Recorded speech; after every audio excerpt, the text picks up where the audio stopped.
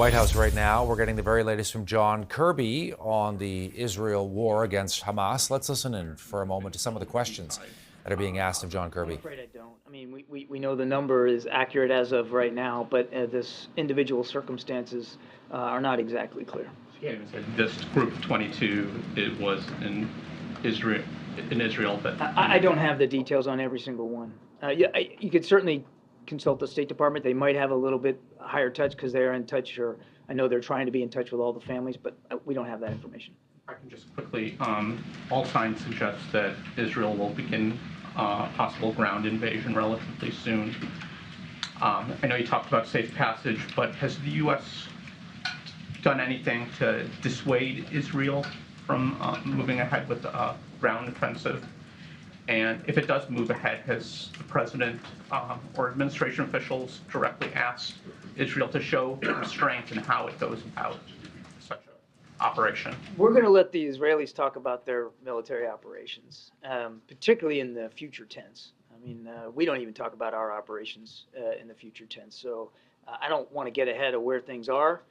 And I certainly am not going to talk about Israeli military planning, so I'll let them take that.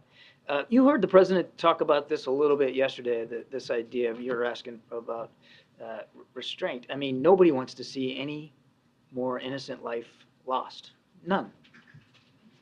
Nobody, no matter who you are. If you're an innocent civilian, you didn't cause this, you didn't ask for this, and you shouldn't be having to fear for your life. Nobody wants to see that happen. And I think it's important to remind that, especially on the Palestinian side, Hamas is directly endangering their lives, headquartering themselves in hospitals and schools, residential buildings, using the Palestinian people as human shields. They didn't ask for that either. And Hamas doesn't speak for the majority of the Palestinian people or their aspirations for peace and security. I think that's an important place to start this conversation. Unlike the United States, unlike Israel, as the president said yesterday, who have respect for the rule of law and the law of armed conflict and respect for human life. Hamas has none at all. So again, we'll let the Israelis speak for their military operations. Our focus squarely right now in these still early hours, and they are early hours, is to make sure that the Israelis have what they need.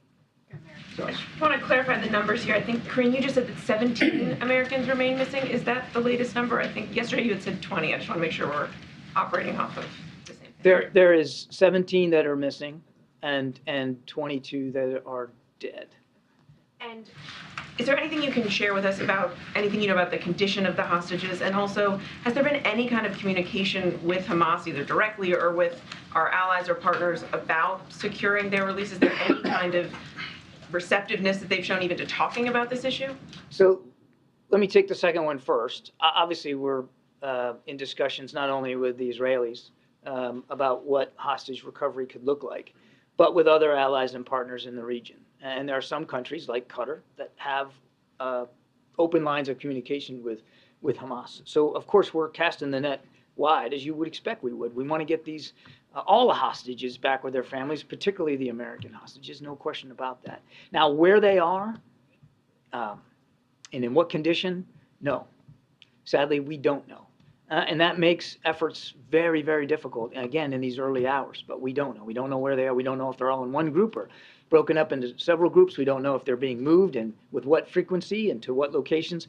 All of those questions we're working hard to answer. I understand you're casting a wide net, but has any communication... All right, so we're listening into John Kirby. He's the U.S. National Security Council coordinator there at the White House.